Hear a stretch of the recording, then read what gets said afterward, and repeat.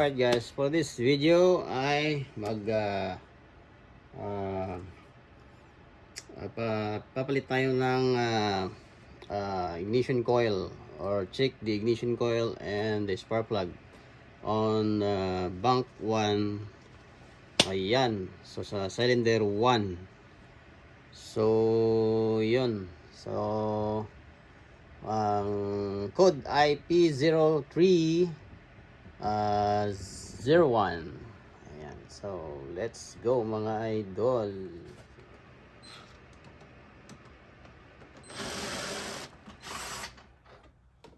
So kailangan tanggalin ito guys.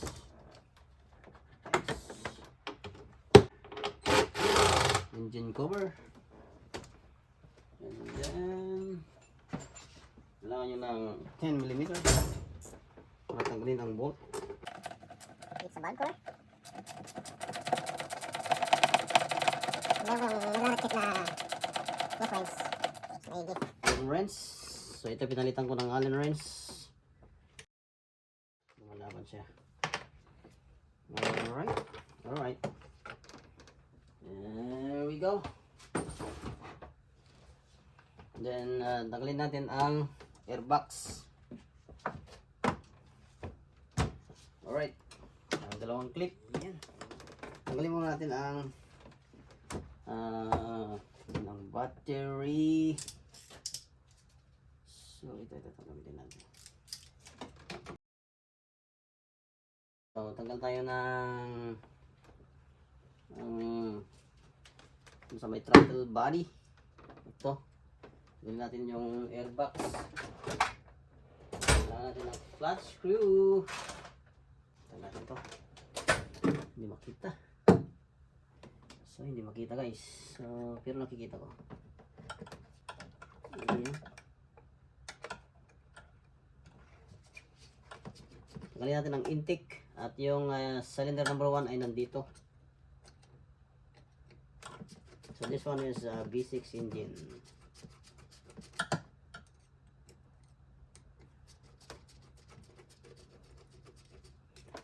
There we go. And then tanggalin natin to. Kailangan tanggalin with pliers, long pliers. Ayan. Dahan-dahan.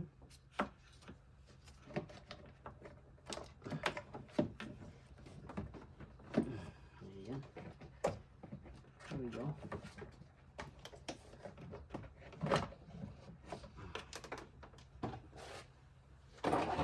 Alright.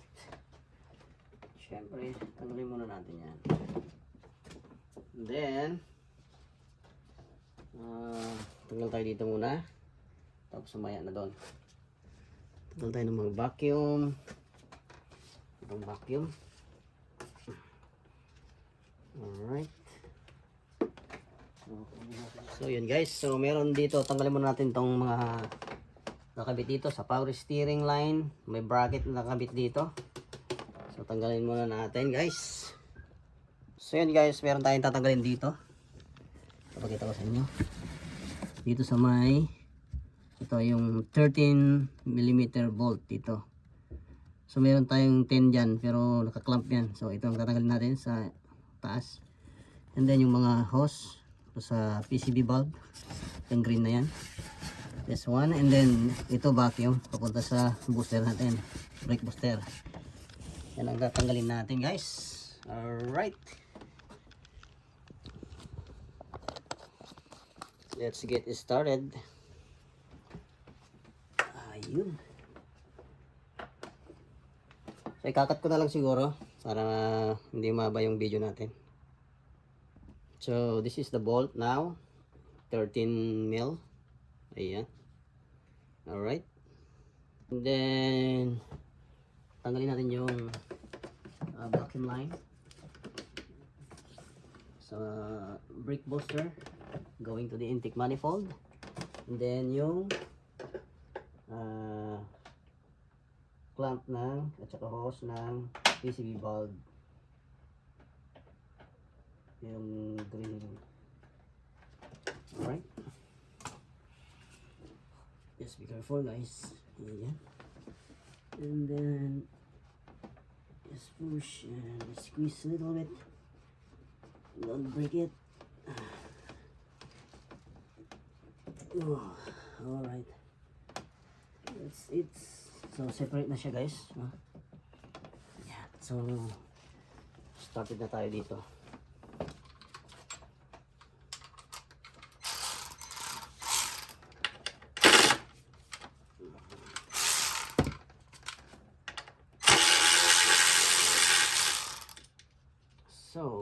So lagyan natin dito.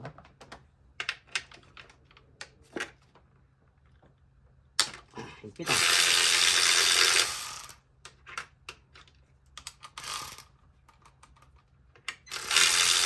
Masyado may higpit. Lagyan natin vacuum. Kasi hindi natin ano.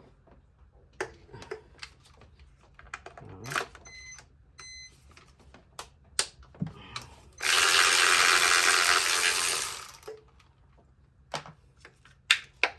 Alright, and then meron pa dito here on the bottom.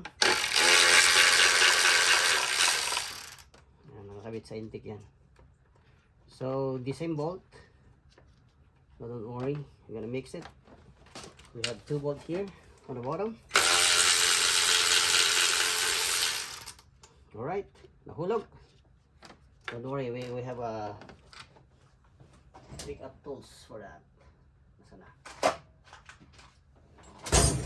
Kung nahulog nyo, mga idol, pick up tools lang gamitin nyo. Magnetic. Dito pala dito. Ano ba? Wala. Yun. Here we go. Alright, next.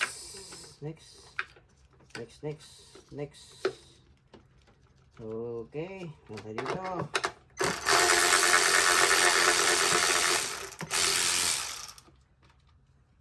There we go. Another one.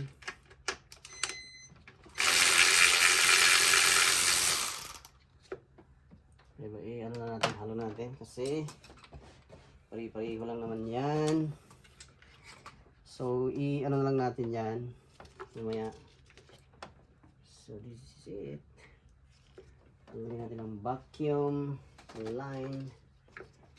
So, hindi tayo ano dito sa ano niya.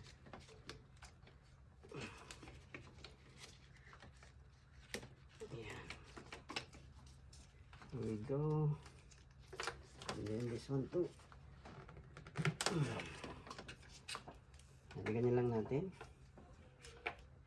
Ayan. Then reconnect natin yung sa may throttle body.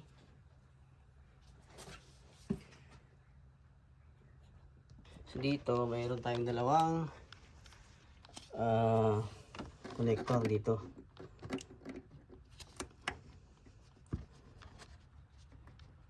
There we go. Ayan.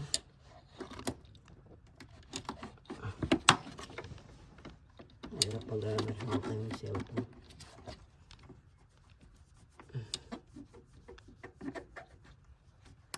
There we go. So, tatanggalin natin yan. Sungkitin lang natin ng hot screw. I guess. Pag ayaw, kamayin na natin. Yun. Oh. May fuel. So yan. So we have a marker here. So markan natin. Isa lang markan natin. Ito lang siguro. Ito isa. Yan. Lagyan natin ng 1. Yan. White is white. Alright. Then pull out. Yes. Then tanggalin natin to. Disconnected this one. Alright. So disconnect na natin to. So tatanggalin natin to ay sa yung throttle body connector. So press. Ayan, make sure na wala nang natira dyan guys. So, simulan na natin. Alright. So, ano natin to? Tatanggal na tayo ng intake manifold. Ang gawin nyo, luwagan nyo muna.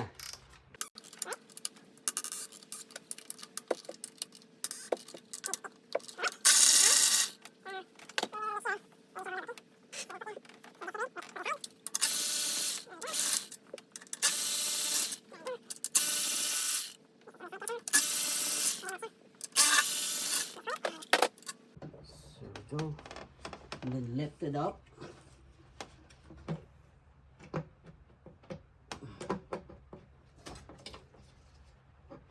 Ayan. Tapos, i-ganyan lang natin. So, ang tatanggalin natin ay ito. Yung coil.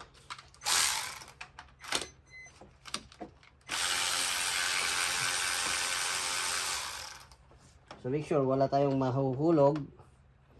We do not drop anything here in the intake hole. So disconnect disconnect this one.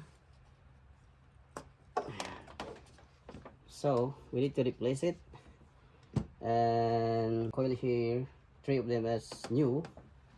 So we need to swap it. Swap natin.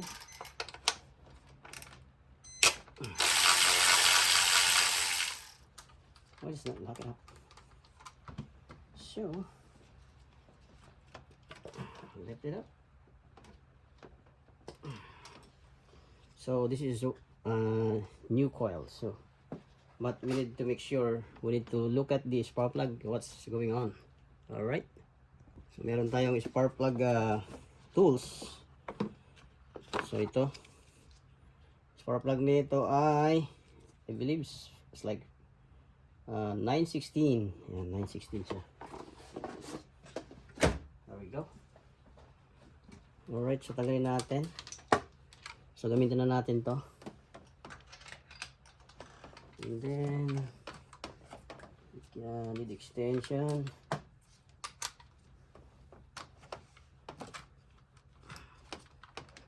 Just crack first, and then natin. Alright. Okay. So okay naman siya. Alright. Check the gap. Alright, so mag-spark plug gap tayo. So, ang ano na ito original ay 0.044. Meron tayong spark plug gap dito. Spark plug tools. Tingnan natin ang wrench. 0, 1, 2, 3, 4. Tama naman. Ano siya?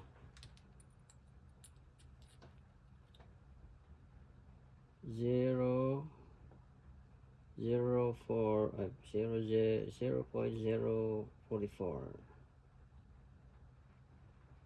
Oh, tama. So lagyan na natin. Okay lang guys, okay lang siya. Now bring it back. Put it back. Balik natin spark plug. O mas bigay, palitan na natin. Pagpalitin natin. Para walang masabi. Palit natin yung spark plug, palit natin yung coil.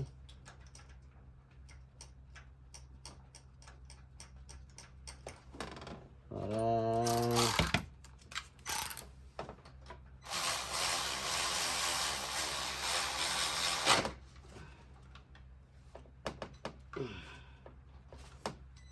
ayan. Alright. So ito yung bagong coil. Palit natin. So ilagay muna natin. Ayan. Malalaman natin mamaya kung worth it. There we go.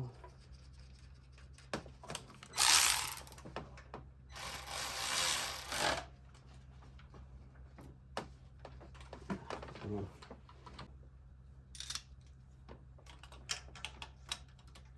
Pag ito number 4 ang nagpalya, ibig sabihin sira tong coil. So kailangan natin palitan din.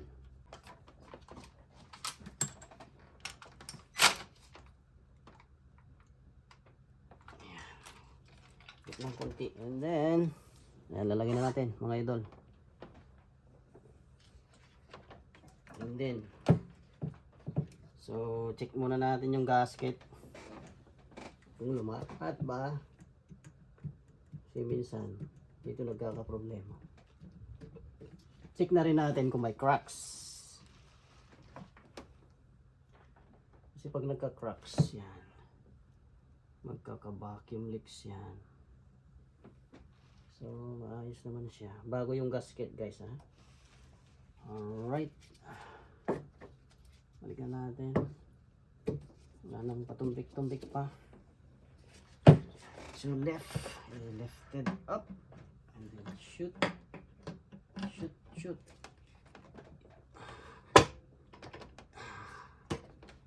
Then lagyan natin.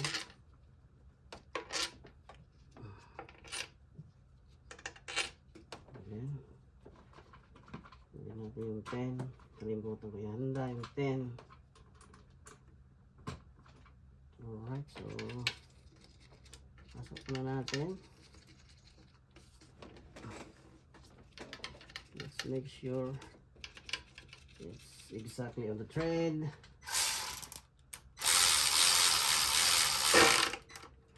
So slowly. Ayan, slowly. We need to balance the intake. Alright. So don't over tight. We'll put this one, the other one.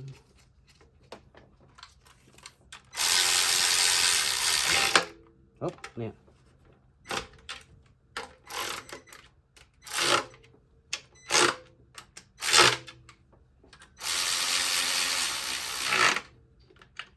So, mano-mano na natin yan. Let's put this one first. Makalimutan natin. And then this coil back in.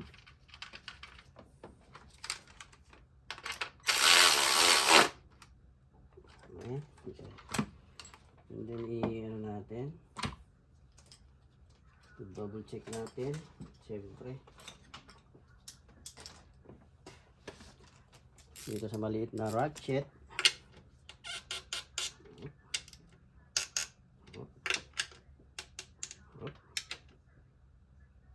Higpit na.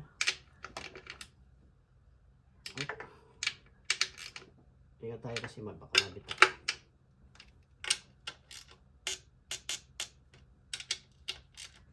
I-retort natin. Yeah. So, right. Put it back. To the hose line. Oh my. Ayan bro.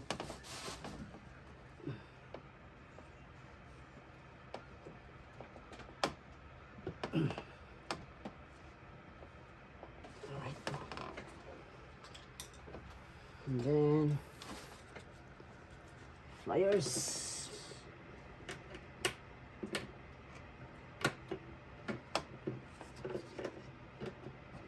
We don't have a long nose. The long one. Plier. So then, so we're gonna put the bolts for the for the steering bracket. So we need to align first. Alright, next, Put together the PCB bulb hose. There we go. Alright. Subak natin yung vacuum.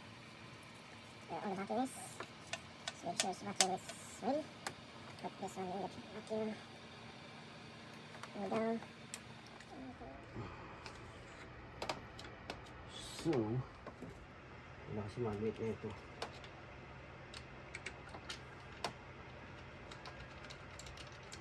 Alright.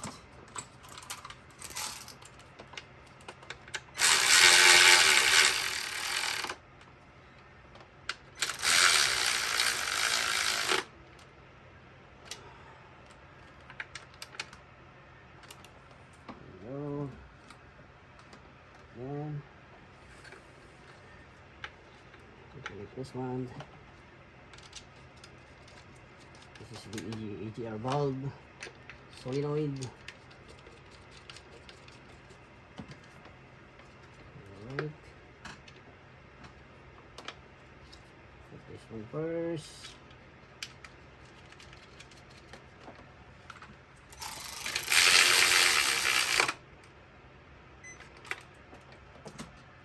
Alright.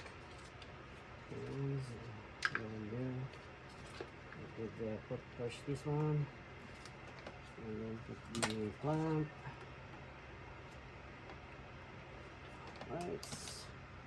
And then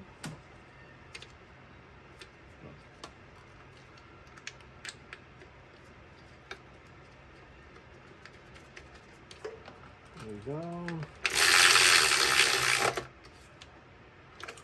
That's it. That's the bucket line all the way down, and this one, the last one, is on the top.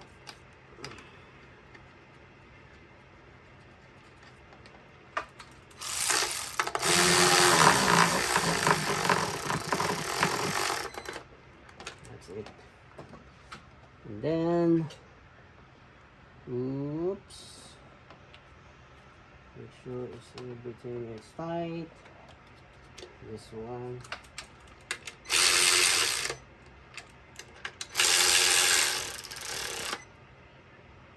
Alright.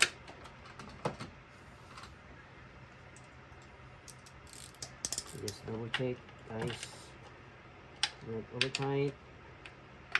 Alright.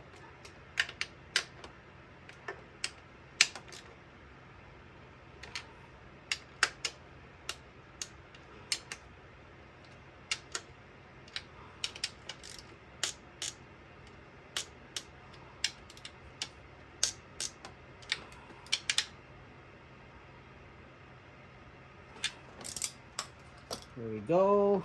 And gotta put together on the throttle body. And okay. Alright, babalik na natin, guys. Sunod natin yung connector.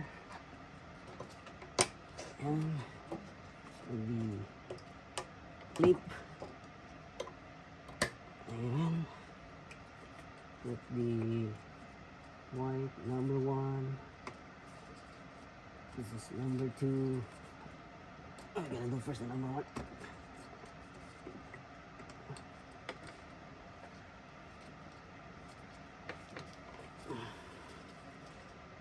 Keep going. Come on. More. A little bit more. And number 2. Come on. Is it? Okay. So what the clamp is. And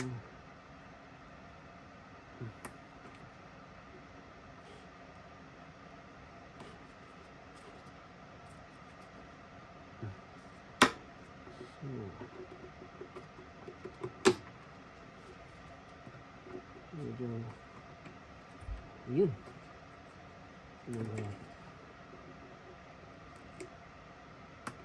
Another one.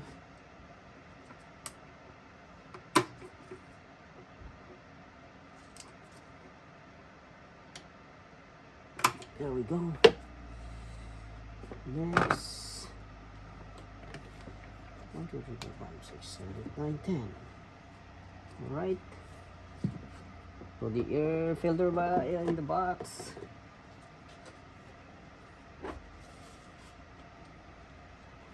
Alright.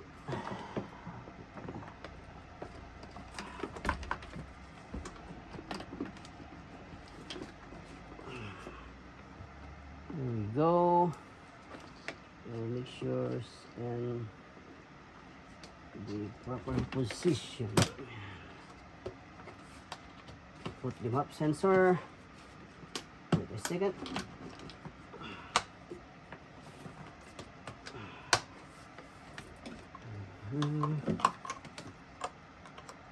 Map sensor. Make sure slap it up.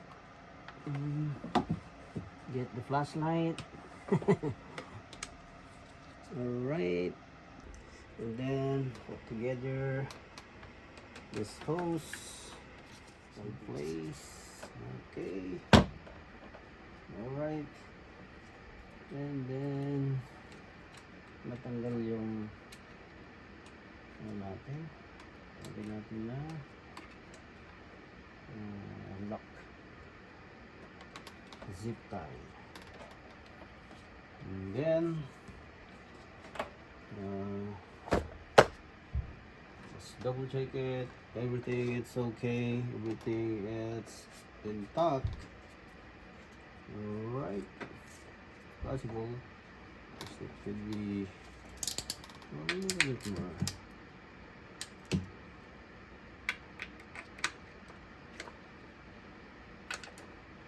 It's okay. It's over tight. Alright. So vacuum. One more vacuum.